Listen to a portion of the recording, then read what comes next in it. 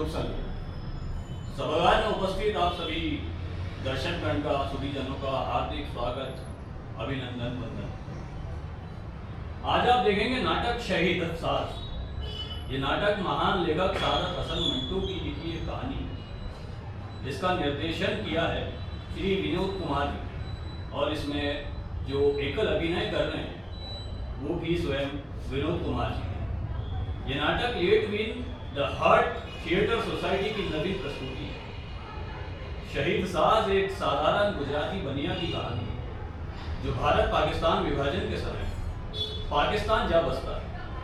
पहले वो एक छोटा मोटा कारोबारी था, लेकिन पाकिस्तान में वो अवैध तरीकों से संपत्ति का बड़ा सौदा करने लगता है और बहुत अमीर बन जाता है।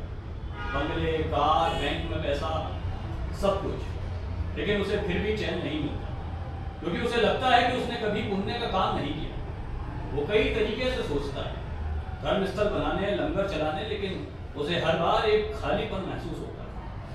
अंत में एक मौलवी की बात सुनकर उसे एक गलत और खतरनाक विचार आता है।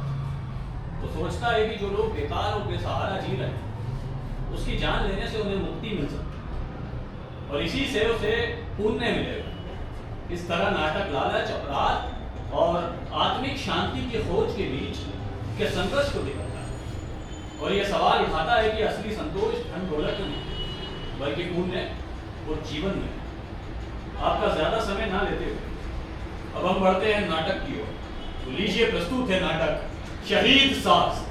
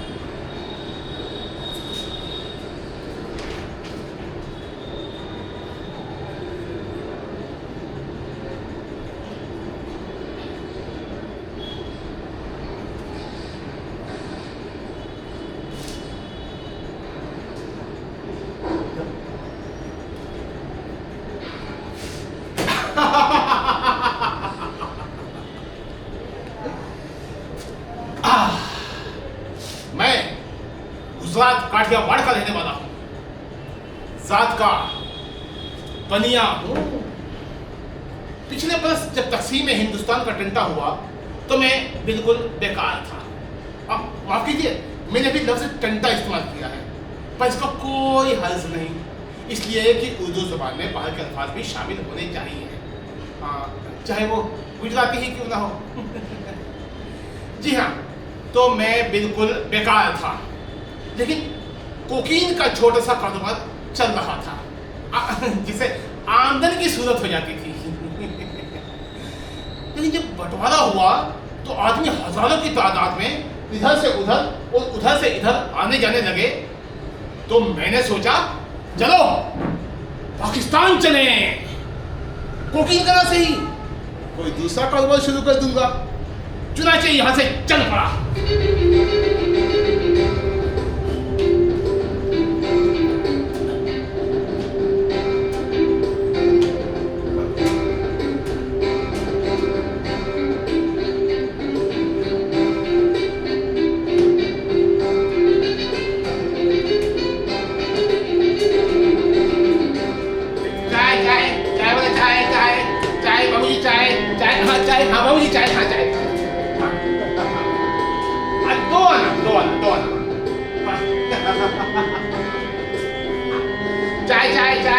चाय बाबूजी, चाय चाय चाय, हाँ चाय, हाँ नहीं एक आधा चलेगा चलेगा, हाँ चाय चाय चाय वाले चाय, चाय चाय वाले चाय, चाय चाय चाय चाय चाय। खिलौने वाला खिलौने ले लो, खिलौने वाला खिलौने वाला खिलौने। हाँ बाबूजी, आइए आइए आइए आइए, कितना प्यारा बच्चा है। हाँ बाबूजी, ऊँट हाँ मिलेगा, हाँ ये बच्चा खुश हो गया बाबूजी। चल चल चलेगा चलेगा चलेगा चलेगा, हाँ खिलौने वाला खिलौने खिलौने वाला। आइए आइए आइए जनाब, आइए आइए।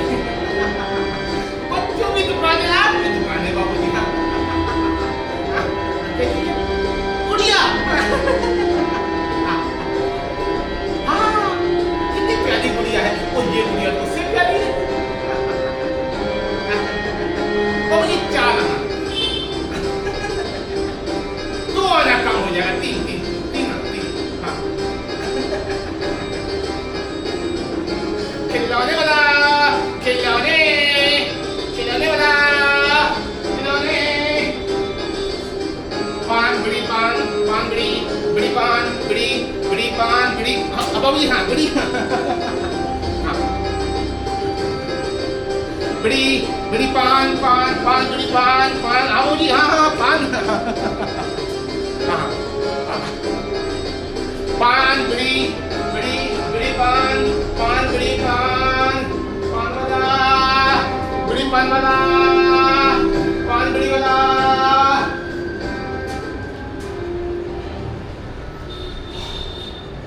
और रास्ते भर में मुख्तलिफ किस्म के छोटे छोटे धंधे करता मैं पाकिस्तान पहुंच गया।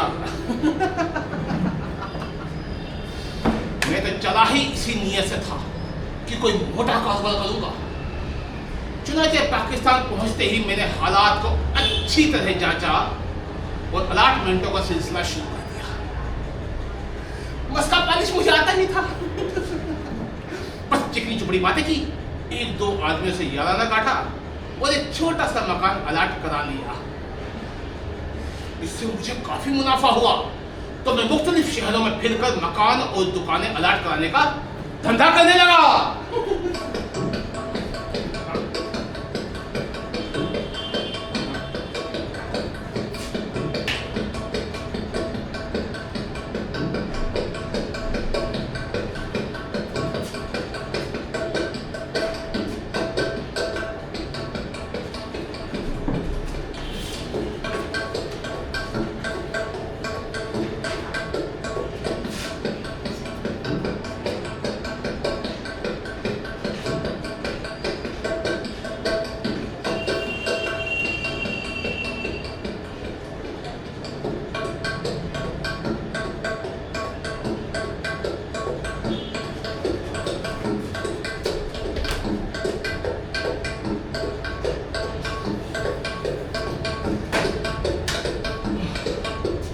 भाई काम कोई भी हो, इंसान को मेहनत करना पड़ती है। मुझे भी चुनाचे अलाटमेंटों के सिलसिले में काफी तकलीफ तो करना पड़ी। किसी की मस्का लगाया, किसी की मुट्ठी गरम की, किसी को खाने की दावत, किसी को नाच रंग की। गरज ये कि बेशुमार बखेड़े थे। दिन भर खाक छानता, बड़ी बड़ी कोठियों के फेरे करता और शहर का चप्पा चप्पा देखकर एक अच्छा सा मकान तलाशता जिसको अलाट करने से ज्यादा मुनाफा हो। इंसान की मेहनत कभी खाली नहीं जाती। चुनाचे 1 बरस के अंदर अंदर मैंने लाखों रुपए पैदा कर दिए।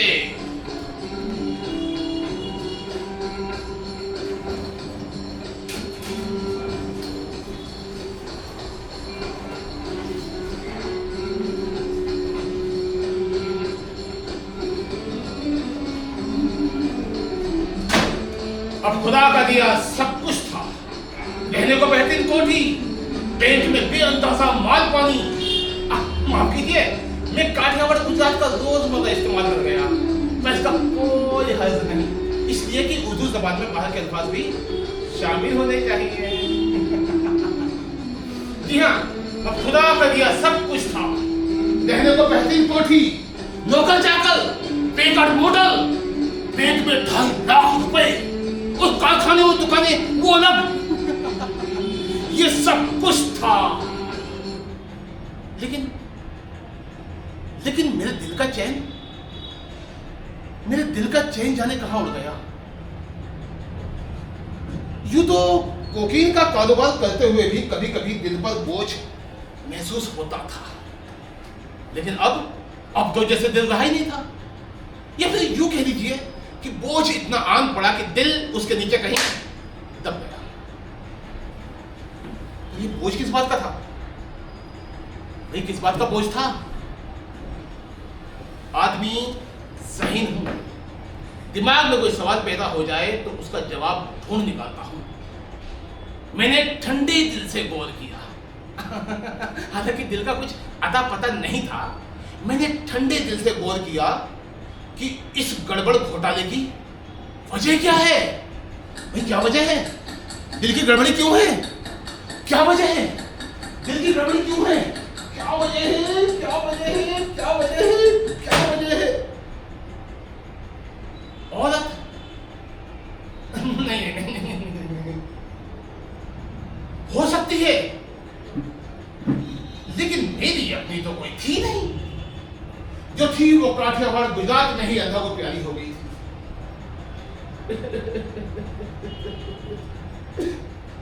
लेकिन दूसरों की औरतें मौजूद थी। मिसाल के तौर पे अपने माली की ही थी। अपना अपना टेस्ट है। सच पूछिए तो औरत जवान होनी चाहिए। ये जरूरी नहीं कि पढ़ी लिखी हो, डांस करना जानती हो। भाई आप उनको तो सारी जवान औरतें चलती हैं। आदमी ज़हीन हो, कोई मसला आन पड़े तो उसके तहे तक पहुंचने की कोशिश करता हूं। कारखाने चल रहे थे, दुकानें चल रही थी, रुपया अपने आप पैदा हो रहा था। मैंने अलग थलग होकर सोचना शुरू किया।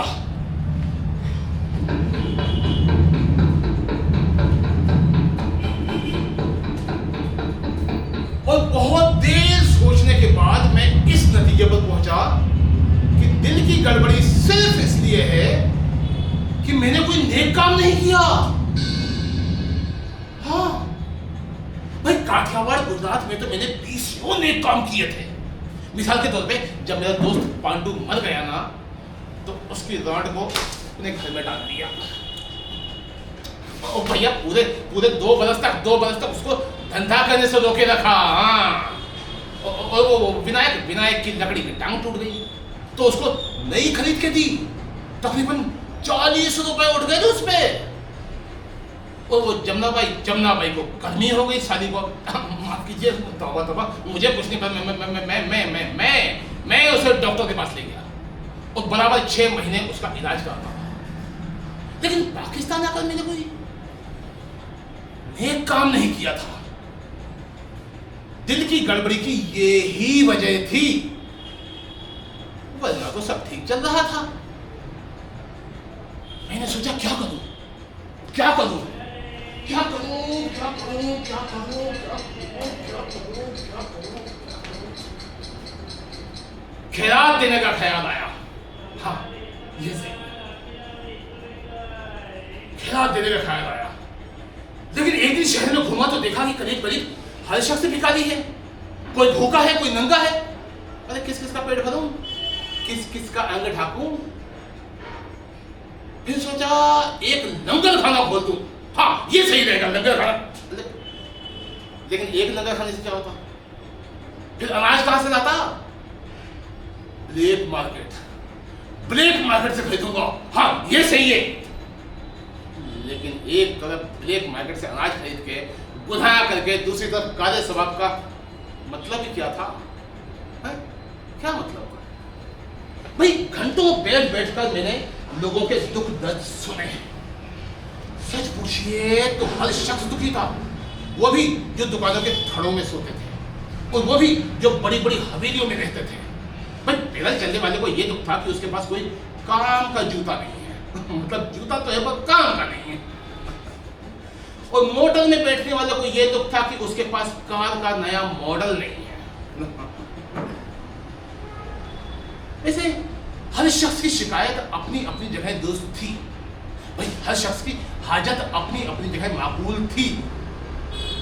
मैंने गालिब की एक गजल, अल्लाह बख्शे तौबा, मैंने गालिब की गजल सोलापुर की अमीना भाई कितले का से सुनी थी। किसकी हाजत रवा करे कोई। जी हाँ, मैं किस किस की हाजत रवा करता जब 100 में से 100 ही हाजतमंद थे। फिर मैंने यह भी सोचा कि खैरात देना कोई नेक काम नहीं। मुमकिन है आप इससे इत्तेफाक ना करें, लेकिन मैंने जब मुहाजिरीन के कैंपों में जा जाकर हालात का अच्छी तरह जायजा लिया तो मुझे मालूम हुआ कि खैरात ने बहुत से मुहाजिरीन को बिल्कुल निकम्मा बना दिया है। वो दिन भर हाथ को हाथ धरे बैठे हैं, ताश खेल रहे हैं, जुगाड़ हो रही है, गालियां बक रहे हैं, फोगड़ यानी मुफ्त की रोटियां तुम रहे हैं। अब भाई ऐसे लोग देश को मजबूत बनाने में क्या मदद कर सकते थे? इसीलिए मैं इस नतीजे पर पहुंचा कि खैरात देना हरगिज नेक काम नहीं। फिर नेकी के काम के लिए और कौन सा रास्ता है? भाई कौन सा रास्ता है? भाई कैंपों में धड़ आदमी मर रहे थे, कभी हैजा फूटता था, कभी प्लेग। अस्पतालों में दिल धरने को जगह नहीं थी। सोचा एक अस्पताल खोल दूं। हाँ, ये सही है, अस्पताल खोल दूंगा। लेकिन सोचने पर इरादा तर्क कर दिया, नहीं, अस्पताल भी सही नहीं है। नहीं भाई पूरी स्कीम तैयार कर चुका था। भाई क्या है कि इमारत की टेंडर तलब करता, दाखिले की फीसों को रुपया जमा हो जाता, अपनी ही एक कंपनी खड़ी कर देता और टेंडर उसके नाम निकाल देता। ख्याल था 1 लाख रुपए सर्व करूंगा, जाहिर 70,000 में बिल्डिंग खड़ी कर देता और पूरे 30,000 बचा लेता। उफ, मगर इसकी धरी रह गई यार। जब मैंने सोचा कि अगर मरने वालों को बचा लिया गया तो ये जो जायद आबादी है ये कम कैसे होगी? जी हाँ, गौर किया जाए तो ये सारा लफड़ा ही इस फालतू आबादी का बाइस है। अब ये लोग बढ़ते जाएंगे तो इसका ये तो मतलब नहीं कि साथ साथ जमीन भी बढ़ती जाएगी। नहीं, मैं पूछता हूँ, आसमान साथ साथ फैलता जाएगा क्या? है? नहीं ना भाई, बारिशें ज्यादा होगी क्या? अरे फसलें ज्यादा उगेगी क्या? नहीं ना। इसीलिए मैं इस नतीजे पर पहुंचा कि अस्पताल बनाना हरगिज नेक काम नहीं। फिर सोचा मस्जिद बनवा दूं। ये सही है, मस्जिद बनवाऊंगा। हाँ, मस्जिद। लेकिन अल्लाह बख्शे शोलापुर की अमीना बाई चितलेकर का गाया एक शेर याद आ गया। नाम मंजूर है तो फेज के असबाब बना। वो क्या? वो मंजूर को मंजूर और फेज को फेज कहा करती थी। नाम मंजूर है तो फेज के असबाब बना, पुल बना, चाह बना, मस्जिद और तालाब बना। भाई किस कबक को नाम और नमक की ख्वाहिश है? वो जो नाम उछालने के लिए बड़े बड़े पुल बनाते हैं, नेकी का क्या काम करते हैं? खाक। मैंने कहा नहीं, ये मस्जिद बनने का ख्याल बिल्कुल गलत है। बहुत सी अलग अलग मस्जिदों का होना भी कौम के हक के लिए हरगिज़ मुफीद नहीं हो सकता, इसलिए कि आवाम बढ़ जाता है। थक हार कर मैं हज की तैयारी कर ही रहा था कि अल्लाह मियां ने मुझे खुले रास्ता दिखा दिया। दरअसल हुआ क्या, शहर में जलसा हुआ। जब खत्म हुआ तो लोगों में बदनज़मी फैल गई। इतनी भगदड़ मची कि उसमें 30 आदमी हलाक हो गए। तो इस हादसे की खबर दूसरे दिन जब अखबारों में छपी तो मालूम हुआ कि वो हलाक नहीं बल्कि शहीद हुए थे। शहीद हुए थे? भाई शहीद कैसे हुए? शहीद कैसे हुए? वो तो हलाक हुए थे ना। वो शहीद कैसे हुए? वो शहीद कैसे हुए? वो तो हलाक हुए थे ना। वो शहीद कैसे हुए? कैसे कैसे हुए शहीद? वो तो हलाक हुए थे ना। वो शहीद कैसे हुए? वो शहीद कैसे हुए? कैसे हुए? कैसे हुए? मैंने सोचना शुरू किया। सोचने के अलावा मैं बहुत से मौलवियों से मिला। मालूम हुआ कि वो लोग जो अचानक हादसे का शिकार होते हैं उन्हें शहादत का रुतबा मिलता है, यानी वो रुतबा जिससे बड़ा कोई रुतबा ही नहीं। मैंने सोचा कि अगर लोग मरने के बजाय शहीद हुआ करें तो कितना अच्छा होगा। वो जो आम मौत मरते हैं जाहिर है उनकी मौत अकालत जाती है, अगर वो शहीद हो जाते तो बात बनती। मैंने इस बारीक बात पर और गौर करना शुरू किया। चारों तरफ जिधर देखो खस्ता हाल इंसान थे, चेहरे जर्द, फिक्र, तजद्दुद और गमे रोजगार के बोझ दबे हुए, धसी हुई आंखें, बेजान चाल, रेलगाड़ी के कंडम मार्ग की तरह किसी टूटे फूटे झोपड़े में पड़े हैं, या बेमालिक मवेशियों की तरह मुंह उठाए बाजार में बेमतलब घूम रहे हैं। भाई क्यों जी रहे हैं? अरे किसके लिए जी रहे हैं? ये जी कैसे रहे हैं इसका कुछ पता नहीं। कोई बवा फेरी हजारों लोग मर गए, कुछ नहीं तो भूख और प्यास से ही बिल्कुल मरे। सर्दियों में गल गए, गर्मियों में सूख गए। किसी की मौत पर किसी ने 2 आंसू बहा दिए। अक्सरियत की मौत खुश्क ही रही। भाई जिंदगी समझ में ना आई, ठीक है, इससे हज ना उठाया, ये भी ठीक है। वो किसका शेर है? अल्लाह बख्शे शोलापुर की अमीना बाई चितलेकर क्या दर्द भरी आवाज में गाती थी कि मर के भी चैन न पाया तो किधर जाएंगे। मेरा मतलब है अगर मरने के बाद भी जिंदगी ना सुधरी तो लानत है ससुरी में। हा?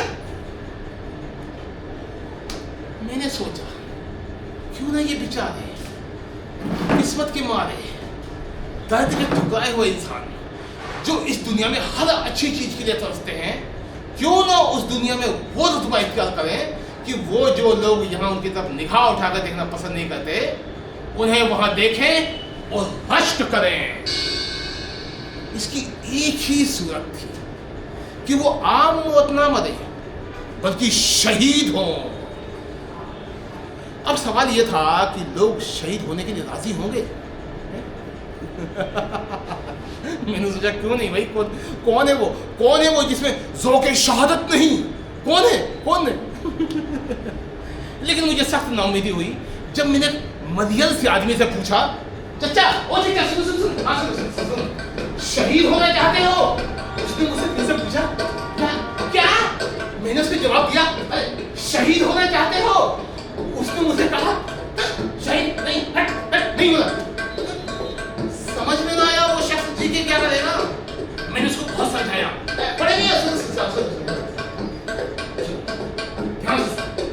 ज्यादा से ज्यादा तुम 1.5 महीना और जियोगे, चलने की तुम्हें सकत नहीं, खांसते होते ले जाते हो तो ऐसा लगता है कि बस दम निकल गया है। पूरी गोली दर तुम्हारे पास नहीं और मुस्तकबिल को तो सवाल ही पैदा नहीं होगा। फिर और जी के क्या करोगे?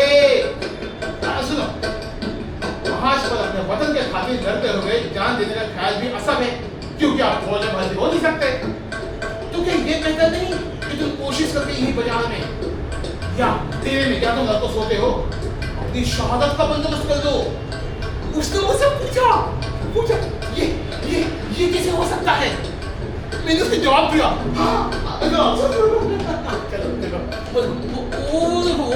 वो सामने केले का छिलका पड़ा है, देखा? हाँ, फर्स्ट कर दिया जाए तुम उस पे से फिसल जाओ, उस जाहिर तुम मर जाओगे और शहादत को उत्पा पाओगे। उसने मुझे धक्का दे दिया। वो कहने लगा, मैं क्यों आंखों देखे केले की छिलके पर पैर रखने लगा? क्या मुझे अपनी जान अजीज नहीं? अल्लाह अल्लाह, क्या जान थी, हड्डियों का ढांचा, झुर्रियों की गठड़ी। मुझे बहुत अफसोस हुआ, और उस वक्त और ज्यादा अफसोस हुआ जब मुझे पता चला कि वो कमबख्त जो बड़ी आसानी से शहादत का रुतबा इख्तियार कर सकता था, खैराती अस्पताल में लोहे की चारपाई पर खांसता खकारता मर गया। एक बुढ़िया थी, मुंह में दांत नहीं, पेट में आंत नहीं, अपनी आखिरी सांसें ले रही थी। मुझे बहुत तरस आया। उसने सारी जिंदगी गरीबी की मुफलसी और रंजो गम में गुजार दी थी। मैंने सोचा कि इसकी मौत को तो मैं अकालत नहीं जाने दूंगा, इसको तो मैं शहीद करके ही रहूंगा।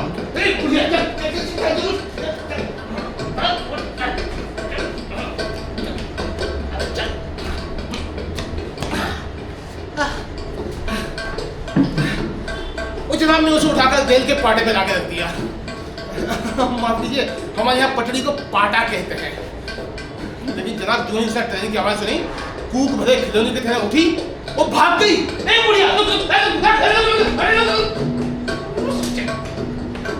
बुड्ढे भी शहीद नहीं होना चाहते। मेरा दिल टूट गया, लेकिन फिर भी हिम्मत न हारी। बनिया का बेटा अपनी धुन का पक्का होता है। नेकी का जो सीधा और साफ रास्ता मुझे नजर आया था, उसे अपनी आंखों से ओझल ना होने दिया।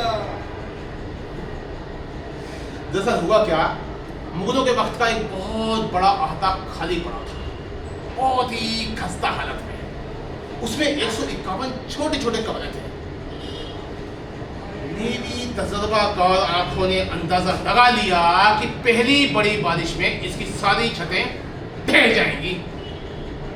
चुनाचे मैंने उसे 10,500 रुपए में खरीद लिया। और उसमें 1,000 मफलूक उल हाल आदमी बसा दिए।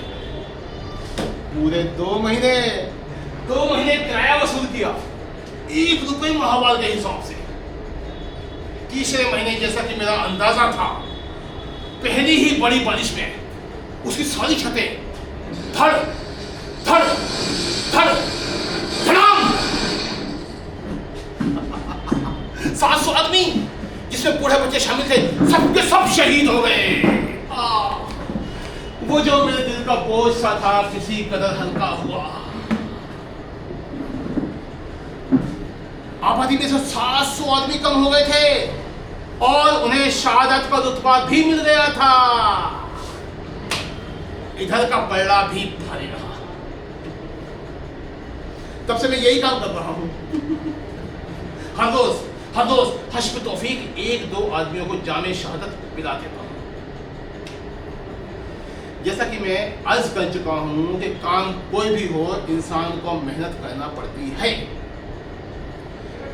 अल्लाह बख्श, अल्लाह तौबा।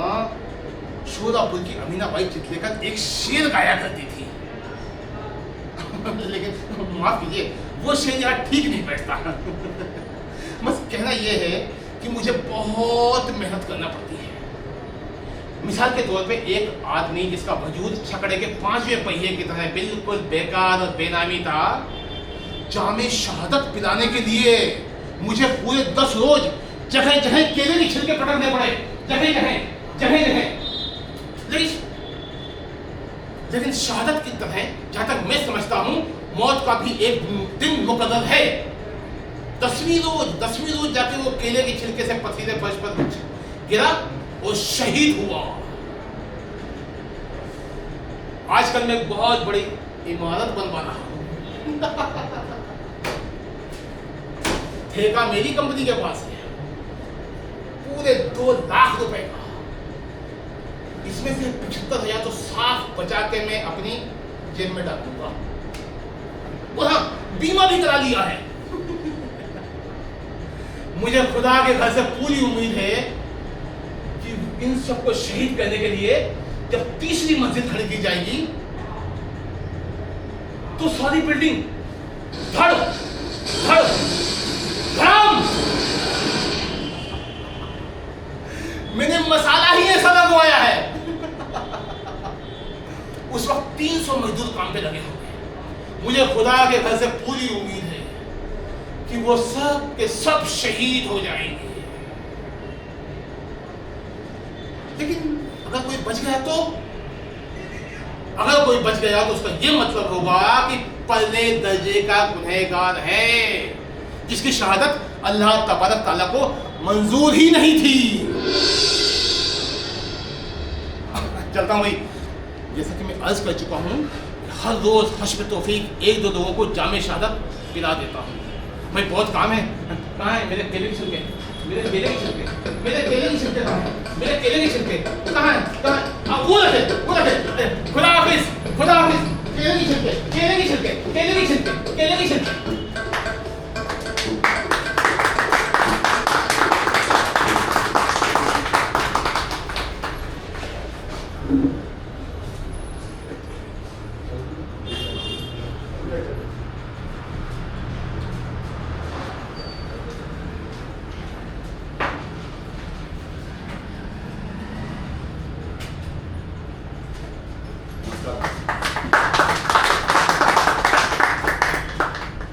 प्ले के डायरेक्टर और एक्टर विनोद कुमार मंच पर।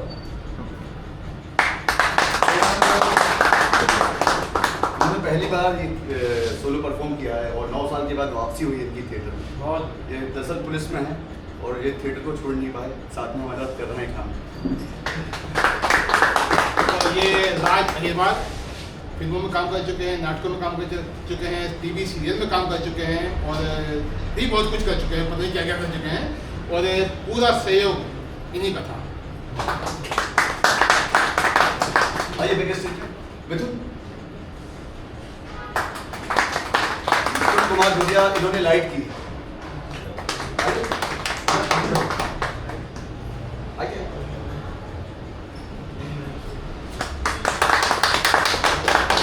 अदनान खान हमारे दोस्त बैक स्टेज में थे, सारा व्यवस्था इन्होंने और उसी तरह हमारे सदाशिव राव इन्होंने सारी व्यवस्था देखी और अज्जू भाई आए।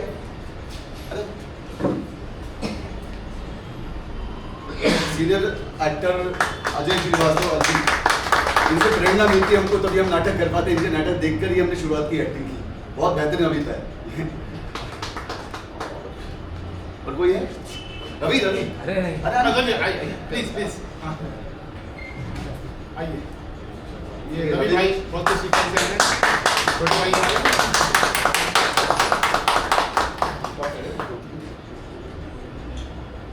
आप सबका बहुत बहुत धन्यवाद, आप लोग आए और थैंक यू सो मच। ये प्रस्तुति हमारी संस्था let's win the Heart Theatre Society की थी, ये बताना भूल गया था मैं आपको। Thank you.